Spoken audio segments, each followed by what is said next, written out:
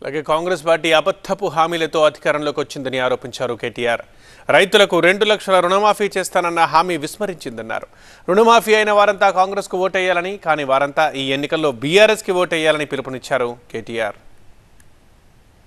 Nalgonda parliament పరిధిలోని రైతన్నలకు నేను విజ్ఞప్తి చేస్తా ఉన్నా. డిసెంబర్ 9 నాడు 2 లక్షల రుణమాఫీ జరిగిన వాళ్ళందరూ, 2 లక్షల రుణమాఫీ పొందిన వాళ్ళందరూ కాంగ్రెస్ పార్టీ కోటేయండి, మిగతా వాళ్ళందరూ కంచర్ల కృష్ణారెడ్డి గారు కోటేయండి అని నేను విజ్ఞప్తి చేస్తా ఉన్నా. మోసపోయిన వాళ్ళు మా కోటేయండి, నిజంగా రుణమాఫీ అయిన వాళ్ళు కాంగ్రెస్ కోటేసుకోండి. రైతు బంధు వెయ్యరు, డబ్బులు ఇయ్యరు. మీదికెళ్ళి ఇక్కడ ఒక మంత్రి కోమటిరెడ్డి అంటాడు, రైతు బంధు అడిగితే చెప్పుతోని కొట్టండి అంటాడు.